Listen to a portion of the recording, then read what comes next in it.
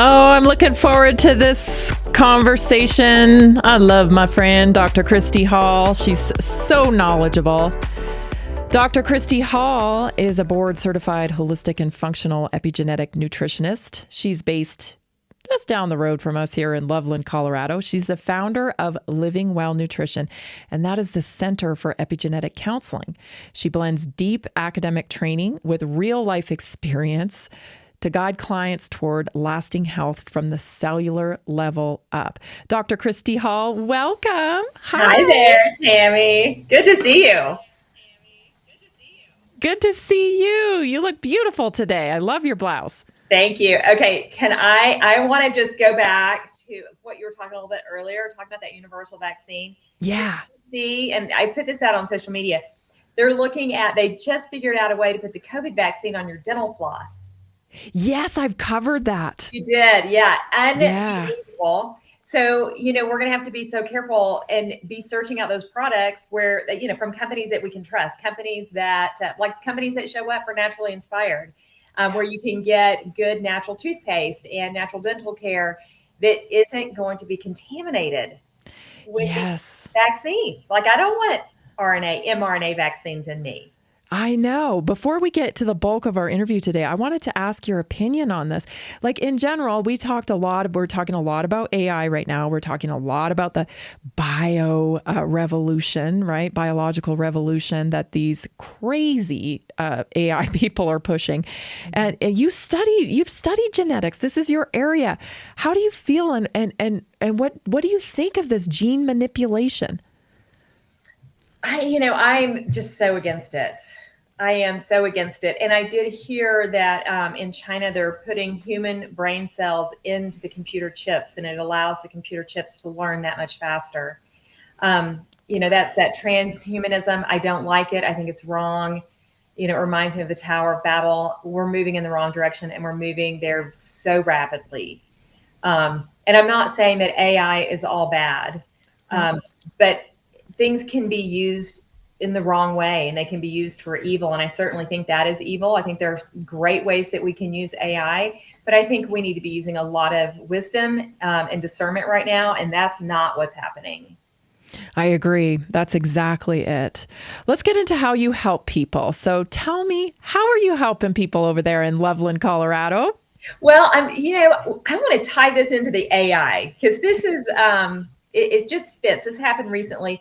I had helped a mom with her daughter. We did a genetic study on the daughter who's having a lot of mood regulation issues. And the mom is very, very careful about the diet. And so we decided to dig into what was happening genetically. And I had met with the mom. We had done a review. And then several months later, mom came back and said, I don't really remember. Can you tell me again? And I said, sure, we can work on that. It was going to be a couple of weeks out. So she decided to take the genetic report and run it through AI. So she could get a quick answer. And she was so excited. She goes, oh, AI did it for me. I'm like, great. Well, let me see. I just want to look at how reliable it was. AI completely fabricated things that didn't exist, brushed over things that were very important. And so I would not trust AI for something as detailed as a genetic report, at least not yet. So it is important when you are digging into health concerns and you're using genetics. We can test. The test that I use looks at thousands of genes, so it's a very broad test. But you need human eyes on that test to know what do we really need to focus on and what do we not need to focus on. She's not the first client I've had that's had that experience. I had another client who had her genes tested somewhere else, ran it through an AI system that was available online from someone who's kind of famous on social media. And she made some assumptions about that report and eliminated so many foods from her diet that she did not need to eliminate. And of course, that hurt her health ultimately because we want a broad diet, not a narrow diet, right? Right. So it's so important to get human eyes, someone that's trained, that knows how to interpret genetic studies, and knowing upstream and downstream and what's upregulated and downregulated. And my mentor calls it playing 3D chess underwater. And that's certainly what it feels like. Well, tell me about epigenetics a little bit more for, some of our audience that might not understand it. Can you change your genes? No, you cannot change your genes, but how your genes behave is a direct result of what you're thinking, what you're eating and drinking, and how you're living your life. Because every thought we have produces chemicals in our bodies. Those chemicals are bathing our genes every moment of every day. So people that are chronically negative, they're chronically complaining, they're bathing those genes in those stressful hormones, and that's not good. You're not going to have good genetic expression. You talked about inflammatory diets. That is so critical. That is foundational to health. Yeah. And I don't care what your health problem is, that anti-inflammatory diet, a good diet that's nutrient dense, those nutrients provide, they're like the spark plug to our enzymes that we're creating. And the vitamins are like fuel. So we need a broad variety of vitamins and minerals and polyphenols so that our genes can behave the way they're designed to behave. So we can't change them, but we certainly can affect the way they behave by what we think, what we eat and drink, and how we're living. It's when I think about how we're living, think about our exposure to 5G. We know we've seen brain scans now that prove when you are chronically exposed to 5G, just even your phone, right, will upregulate the beta brain waves in your brain. Well, having very high beta waves in your brain, it's going to lead to brain fog and anxiety and poor sleep. So we have to take all of that into consideration and how it's impacting the way your genes are behaving and the way your brain is behaving. And we can restore balance. The body wants to be in balance, right? But looking at what's really happening and figuring out where do we need to change things first for the biggest impact. How does somebody test their genes? What do you like? If somebody comes to you, they're like, I want to know what my genes are doing. What does that look like?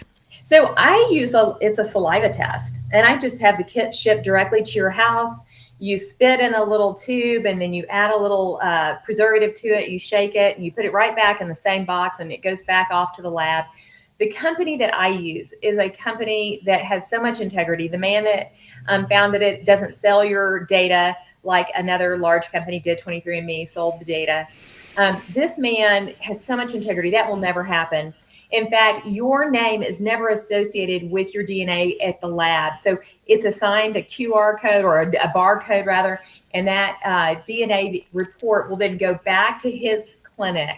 And that's where we attach the barcode to the name. It never goes out on a big database, and your data is absolutely safe.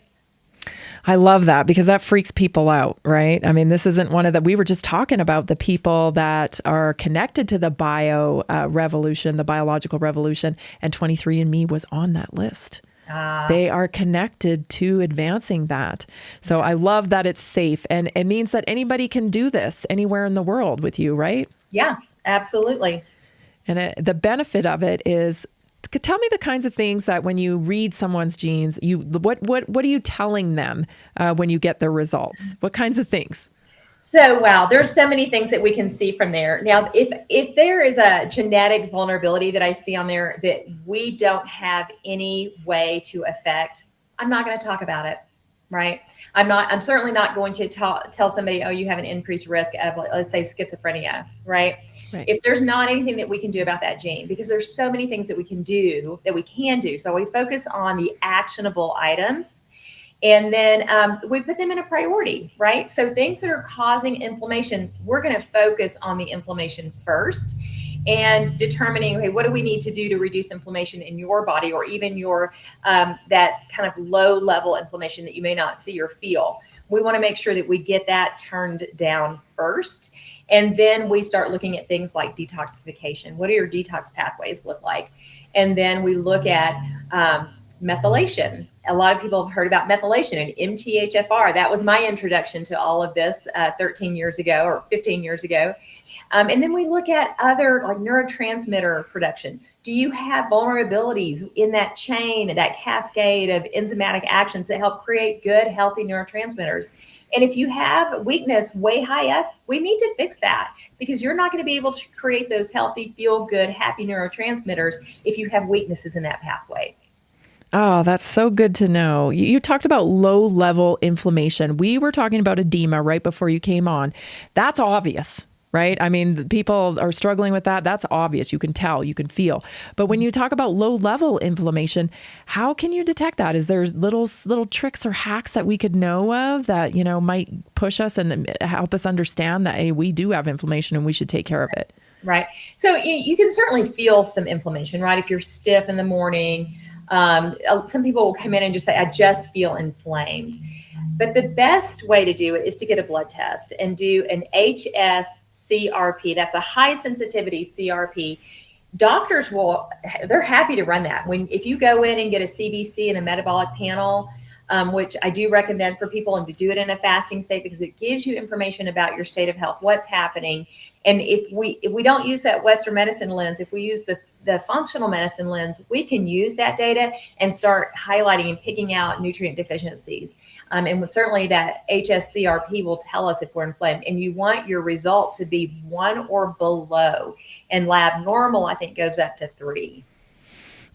So interesting. When we come back, I want to talk about insomnia, because these people are not sleeping, Dr. Hall. They are not sleeping. I want to talk about that. I want to talk about nervous system and so much more. Everybody visit livingwellnutrition.com. This is Dr. Christy Hall. We're on Naturally Inspired Radio. Stay tuned. We'll be right back.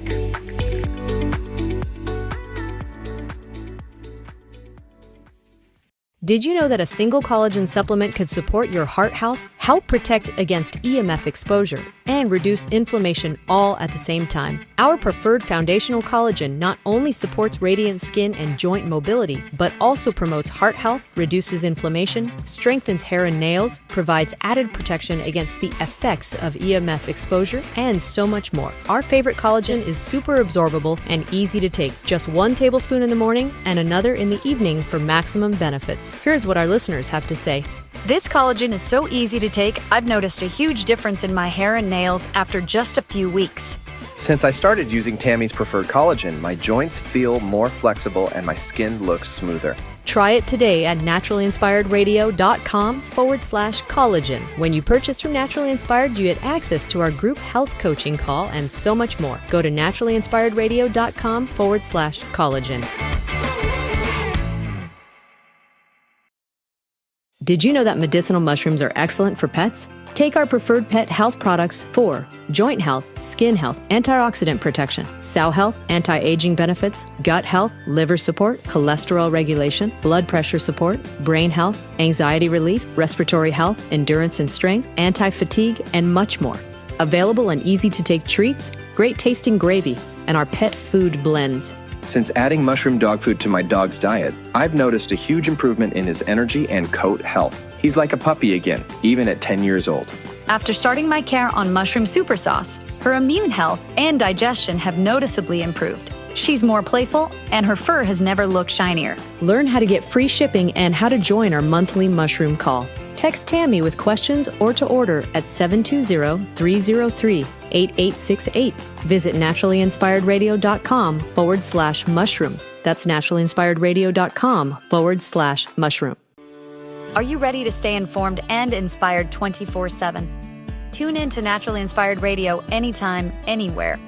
Visit naturallyinspiredradio.com, or for the best mobile experience, download the Simple Radio app. Search for Naturally Inspired Radio, save it to your favorites, and click on the graphic to listen instantly. Catch live broadcasts, revisit past shows, dive into long-form podcast conversations, and discover rare, censored presentations by leading health experts. Plus, explore documentaries uncovering the hidden truths of occult and esoteric history. Stay connected, stay inspired. Naturally Inspired Radio is always at your fingertips. Tune in now. For health questions or comments, text Tammy directly at 720-303-8868. naturallyinspiredradio.com.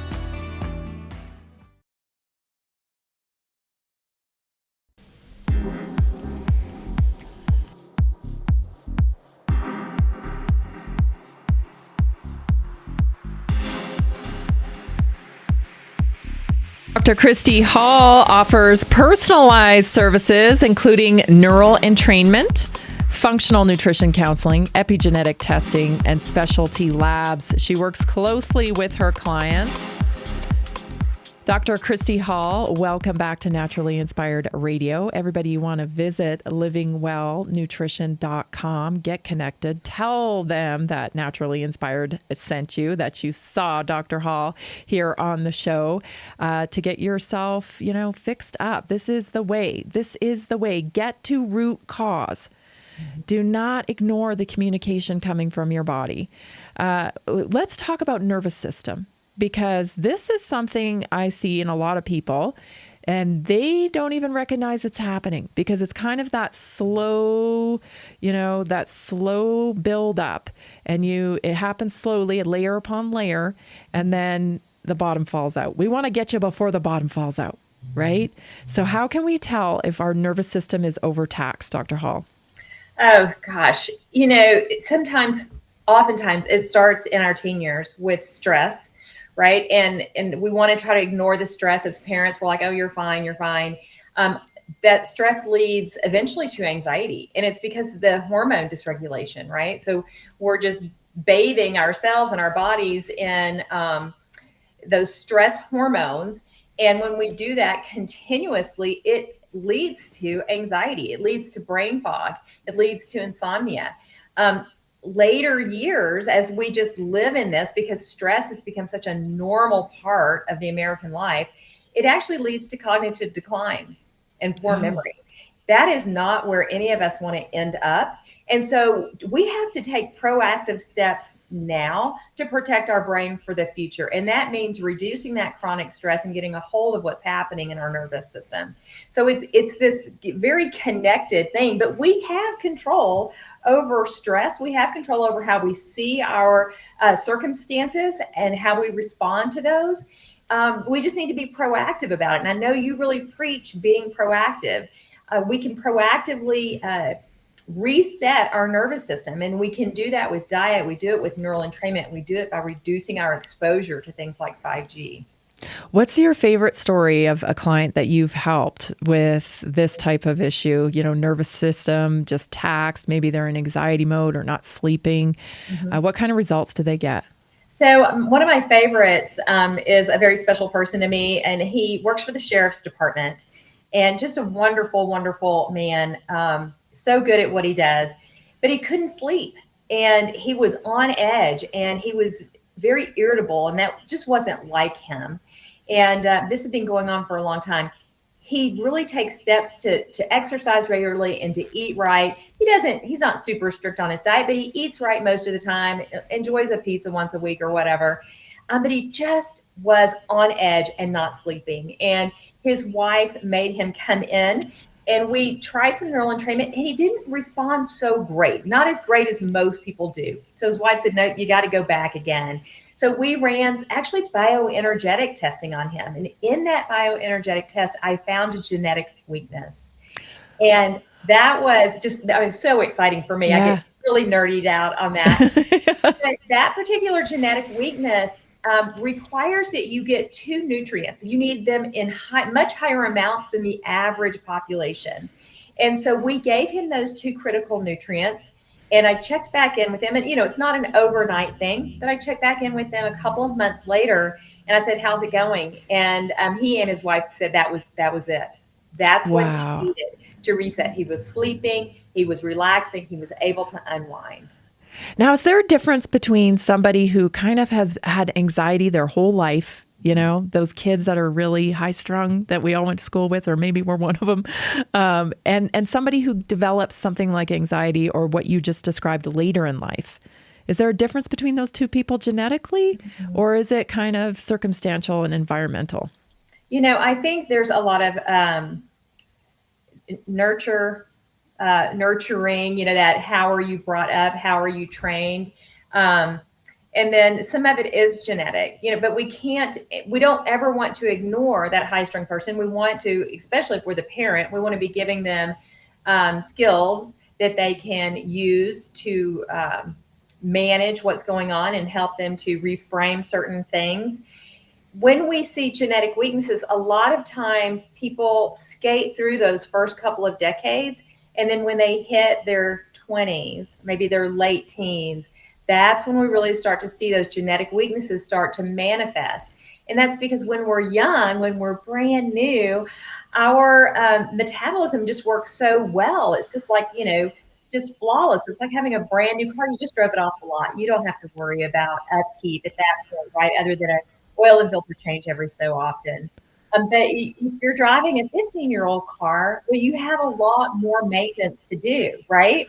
Right. A great car is still going to get you from point A to point B, but you have a lot more to invest in maintenance. And, our DNA and our genetics is very similar to that. When we're new, things run very smoothly. As we age, we start to see those vulnerabilities really start to come to the surface. Got it. Now, you mentioned the MTHFR gene, right? What does that mean in terms of food and stuff? I know it's a scope of information around it, and it's individualized too. But what should people be aware? Like, what would make them think, "Oh, I might have that"? Okay, yeah. The people that have this are the worst form. So you're going to have 4 layers, right? You're going to be wild, meaning you have the right form. Wild is good. You may be heterozygous for A1298C, and that's just nearly wild, not much there.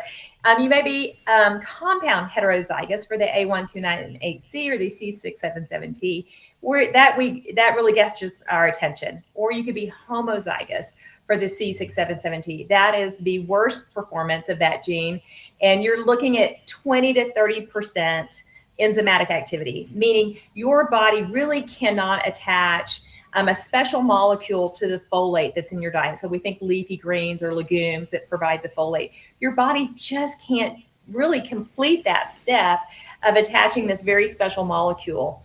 And so in that particular case, you're going to want to supplement. You're going to want a particular form of that nutrient where they've already attached that very special molecule. For the folks that are higher up, that are wild, or just they have the A1298C, you can just make sure that your diet has good sources of folate in it. Now, with a caveat, the MTHFR is down probably 10 or 15 steps down. So we have folate receptors, and hopefully your folate receptors are working. And if they are, you're going to be able to absorb the folate that's in your diet. And when we say folate, we mean the natural form, not folic acid, right? Right. We want the natural form. But then we go through a series of enzymatic steps, really governed primarily by DHFR. And that's kind of a slow gene. And if you have weaknesses in the DHFR, well, you need to supplement with folinic acid, not folic acid, not methylfolate, but folinic acid. So it's important to get a broader study of your genetics and look at all of those genes leading to the MTHFR. And then, of course, diet, right? So somebody will so after you look at your genes with Dr. Hall, after, she takes a look at everything, you make food recommendations too. And is there people get so dogmatic about diet, Dr. Hall. Yeah, right? Yeah. It's like, don't tell me about this or that. Now, do you recommend eating fruits and vegetables? Absolutely. You need to be getting a minimum of 6. I prefer 10 every day. You need to have vegetables at every single meal. Yes. But you talked about people being dogmatic about diet. This is so important to understand. There are so many voices on social media using fear to manipulate you. And they are famous voices using fear to manipulate you. Do not assume just because you hear a quote unquote famous person saying that you shouldn't have XYZ, that applies to you, right? There is no one diet for all mankind. If somebody tells you that, you need to leave and run the other direction. Amen, sister. You want to eat as many, fruits and vegetables, that widest variety as possible for you. There are going to be times when you can't have high histamine foods or you can't have lectins. But let me tell you, the number of people that can't is just minute. Right. And that makes me so sad because there's a lot of people really rigidly restricting themselves from a lot of foods. Yeah. And that's not how we were meant to eat. Now, what do you feel about seasonal eating? I love it. I think it's smart. It's Yeah. smart, We should not be eating stuff, strawberries in the middle of January that come from a South American country. It just doesn't make sense. Eating what's in season is going to work with your biochemistry, right? So we know, like in the spring, what are some of the first greens that come up are dandelion greens. Well, that's great for your liver and for your gallbladder. So when we eat things in season, we're supporting our health naturally, and we're not going to have so many problems. That's just so, who would have thought? Who would have thought that, all these things, it's just so fascinating to me. I'm always fascinated by the body. I'm fascinated by nature and how it cues us and how we really just need to get back to nature and follow the dang cues. Exactly. Pay attention to what nature is telling us. And, I loved what you were saying earlier about how we have abdicated so much of our responsibility to the government, to big pharma, to insurance companies, to big education. We have just given away so much of our responsibility, and it is time to wake up and take that back. The more that we give up, good luck getting it back, right? Yes. People that just continue to give the government more and more control of their lives. Stop right now. Take responsibility for your own actions. Pay attention to what nature is showing you and start living in harmony with nature so that you have more balance in your life. Absolutely. Could not agree more. Where can people contact you, and what should they say when they call? They need to call us and say, I heard you on Naturally Inspired, and you're going to get $50 off your first appointment. Absolutely. And that's at 970-966-8419 or livingwellnutrition.com. Awesome. Thank you so much, Dr. Hall. Thank you, everybody. Thanks for joining us. I hope you have a fantastic weekend, and we'll see you Monday. This has been Naturally Inspired Radio.